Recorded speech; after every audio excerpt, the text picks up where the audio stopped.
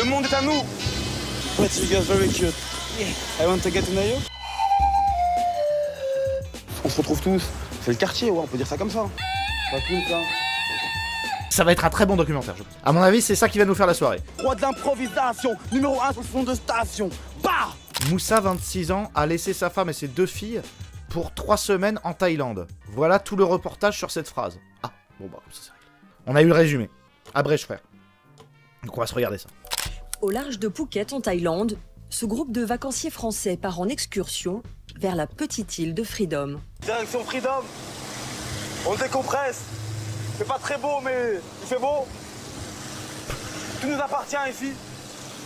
Non, Le monde... rien. Rien ne t'appartient ici. A priori même, j'imagine que rien ne t'appartient nulle part. On est chez les vrais, apparemment. Tony Montana. Tony Montana. 15 jours, Français, ouais. Français. ne se connaissaient pas. Riyad a 27 ans, il est boulanger et vit à Lyon. Il a 27 ans. Putain, je sais que j'ai une gueule de bébé. Il a 27 ans. J'ai 35, hein, les gars. Après, c'est bien, il a du caractère. Il a vécu, il a une bonne mâchoire et tout. Je sais pas ce qui attaque, mais ça attaque. Hein. Allez, 27 ans de ferme, ouais. Moussa a laissé sa femme et ses 2 filles pour 3 semaines de vacances. C'est sa première Thaïlande, comme ils disent dans le groupe. Ah. Riyad, lui, vient pour la 3e fois. Ah. Et il est visiblement très à l'aise. How are you? But you guys very cute. Ah, ils vont en Thaïlande pour faire la même chose qu'en France, en fait. How are you? Suck my dick? C'est... Tu vois, c'est pour la même chose, en fait. C'est la même chose, mais sans t-shirt. C'est juste qu'il fait un peu plus chaud. Une chaleur écrasante, du sable blanc et une eau turquoise. Il ne manque plus qu'un peu de musique pour que le tableau soit parfait. Ah oui, ça va être parfait. Allez, hop, allez. Il manquait plus que ça. Un peu de musique. Comme dans les transports en commun. Allez. Tu sais, les mecs, ils sont juste en train de faire un peu de foot sur la plage et tout. Tout allait bien. Lorsque Moussa et Karim ou je sais pas quoi, ils ont débarqué. Et là, c'est parti. Comme Edouard Balladur, moi je travaille à la dure. Comme à la zone. C'est dur, très dur. T'es me déstabiliser, mais enfin réalisé. Dans le rap, j'ai tout misé. Je suis un bonhomme. Free, style à la plage de Freedom. KWI, roi de l'improvisation. Numéro 1 sur le fond de station. Bah! Mais juste, là, vous vous dites pas, par exemple, que la musique, elle saoule les gens autour? Hein? Est-ce que la musique, elle saoule les gens autour? Ah, ça va être un très bon documentaire, je pense. À mon avis, c'est ça qui va nous faire la soirée. Hein? Non, pas du tout, personne. Déjà, la personne, même il y aurait des gens. C'est pas la même mentalité. Oui, c'est pas la même mentalité. Vous vous dites pas, ça saoule un peu la musique? Non, c'est pas la même mentalité. Mais de toute façon, en France, on se pose pas la question non plus, donc... Il y a trop de... C'est ça, les Français sont trop... Ils critiquent trop. Ah, on critique trop. Tu vas en Angleterre, ils ne critiquent pas. Tu vas aux États-Unis, ils ne critiquent pas. Et en Thaïlande? En Thaïlande, on ne critique pas non plus. T'en as aucune idée. Tu parles thaïlandais? T'en sais rien s'ils critiquent pas, les gars. Mais c'est surtout qu'on parle ta langue, en fait. Tu comprends ce qu'on dit. Et on critique beaucoup.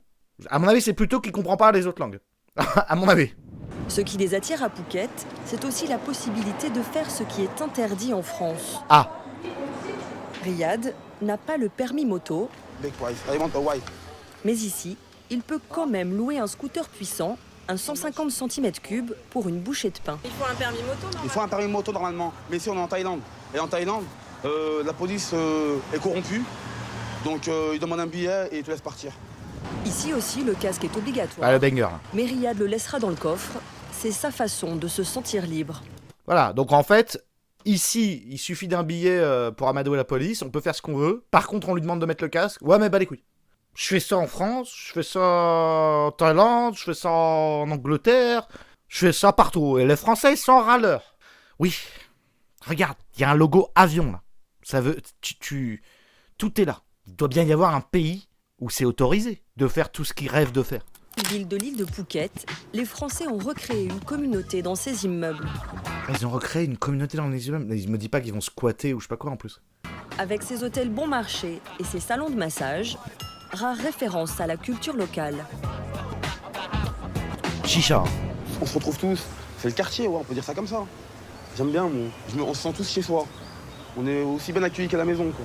Et quand ils disent la France, elle nous a rien donné, on peut pas sortir du quartier, Dès qu'ils ont de l'argent, on va en Thaïlande pour ressentir un peu les émotions du quartier, petite chicha, conduire sans casque, roue arrière. Ah, les bonnes vibes. Moi, j'ai 27 ans, dont 20 fermes. Bonne vibe. C'est très bon. Très très bon. Veulent-ils sortir du gourbi? Non. Si tu les fais sortir du gourbi, tu gentrifies la banlieue. Il y a quelque chose qui manque, je sais pas, il y a un petit côté... J'adorais, moi, quand les... Mamadou, il balançait les carcasses de poulet par la fenêtre. Je sais pas, les rats morts sur le chemin, l'odeur de pisse. Tu vois, l'autre dingue, là, Karim, là, qui se branlait derrière la poubelle et tout. Il y avait des... Je sais pas, c'était un peu plus... C'était savoureux, on va dire. C'était savoureux, c'était vraiment la belle époque. L'époque de la naïveté.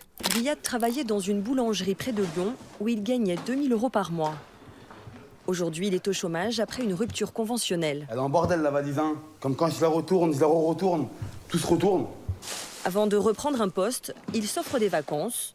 Et comme de nombreux touristes, il accumule les souvenirs et les gadgets emblématiques de son séjour. Je suis un vrai enfant. Un vrai bébé.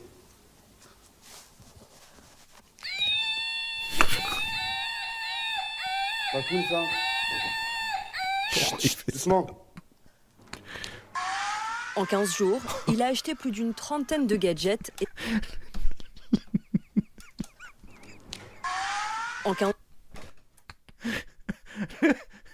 Ah mais il date le reportage, c'est pas possible.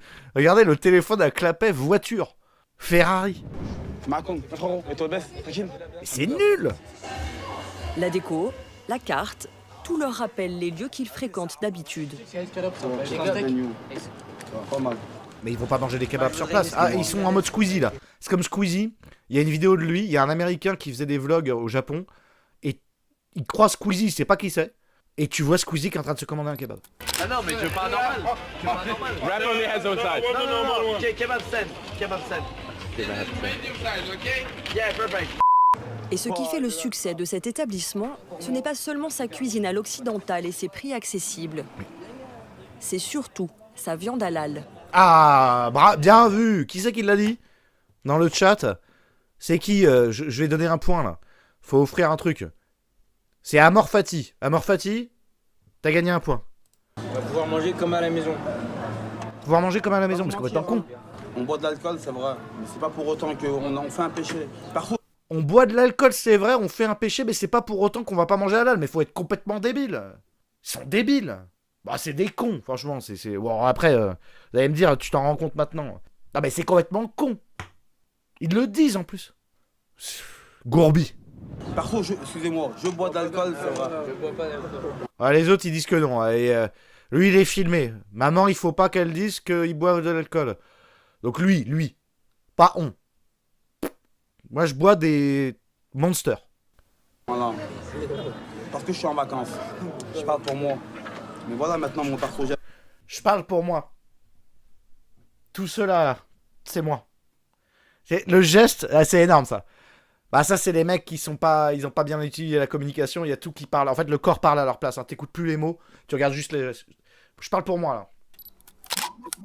Dans cette rue, une boîte de nuit a tout misé sur la clientèle française venue de banlieue, le Séduction. Un club qui ne pratique aucune sélection à l'entrée. Il n'y a pas de délit de faciès. Pas sous trépasse. Il n'y a pas de délit de faciès. Ici, on rentre comme ça.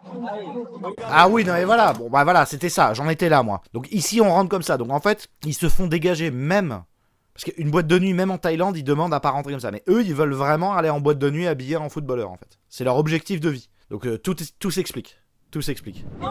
En France, même tu viens habillé en ce que tu veux, Louis Vuitton, n'importe quoi. On rentre pas. Vas-y, il y a de la sélection. Donc no comment.